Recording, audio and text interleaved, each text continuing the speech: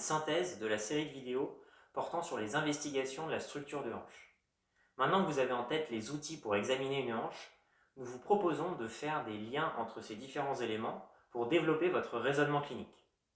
Selon les recommandations de l'APTA, les patients présentant des douleurs non arthrosiques de hanche peuvent être classés selon 3 grandes catégories: le conflit fémoro-acétabulaire, l'instabilité structurelle de hanche et les lésions intra-articulaires.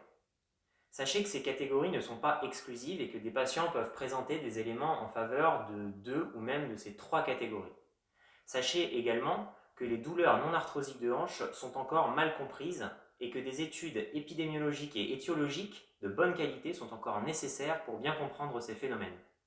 La première catégorie est celle du conflit fémoro-acétabulaire que vous retrouverez aussi sous le nom de conflit de hanche. Le conflit de hanche est un contact osseux anormal entre la tête ou le col du fémur d'un côté et le bord de l'acétabulum de l'autre. Il existe 3 types de conflits: le conflit CAM, lorsque le problème vient du fémur, le conflit pincer, lorsque le problème provient de l'acétabulum, et le conflit mixte, lorsque le problème peut être attribué aux 2 parties. Le patient se présentera généralement avec des douleurs provenant de l'aine ou de la région trochantérienne. Pour vous représenter cette catégorie, dites-vous que le conflit fémoro-acétabulaire est une douleur de hanche associée à une diminution de la mobilité du fait du conflit. À l'examen clinique, le test de Fadir reproduira les symptômes. Vous mesurerez une rotation interne diminuée en position assise. Généralement, elle sera inférieure à 20 degrés. Des sensations associées aux symptômes pourront être présentes comme un blocage, un ressaut ou un craquement. Et enfin, sachez que c'est généralement l'imagerie qui permet de confirmer le diagnostic de conflit lorsque, par exemple, sur une radiographie, le col du fémur apparaît trop important, ou encore quand l'angle du recouvrement de l'acétabulum sur la tête du fémur est trop important lui aussi. La deuxième catégorie est celle de l'instabilité structurelle de la hanche. On n'entend par instabilité structurelle une mobilité anormalement élevée de l'articulation. Ce sont les contraintes produites lors de certains mouvements extrêmes qui seraient responsables des douleurs. Le patient se présentera alors avec des douleurs au niveau de l'aine, de la région trochantérienne ou encore une douleur généralisée au niveau de l'articulation de la hanche. Pour vous représenter cette catégorie, dites-vous que l'instabilité structurelle est une douleur de hanche associée à une sensation d'instabilité ressentie par le patient. À l'examen clinique, les tests de Fadir et de Faber reproduiront les symptômes. La rotation interne mesurée en position assise sera cette fois-ci augmentée. Elle sera généralement supérieure à 30 degrés. Et enfin, des sensations associées aux symptômes comme un ressaut, un blocage ou encore un craquement pourront être ressenties par le patient.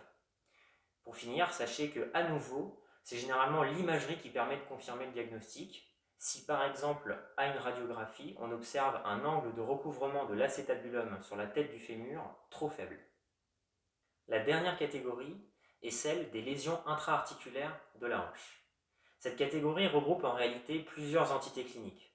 On retrouve la lésion du labrum, la lésion ostéochondrale, la lésion du ligament de la tête fémorale et également des fragments d'os ou de cartilage qui se seraient détachés et qui se retrouveraient libres dans l'articulation. Le patient se présentera généralement avec une douleur dans l'aine ou une douleur généralisée dans l'articulation de la hanche. À l'examen clinique, les tests de Fadir et de Faber reproduiront les symptômes et le patient pourra se plaindre de sensations associées comme un craquement, un ressaut ou encore un blocage.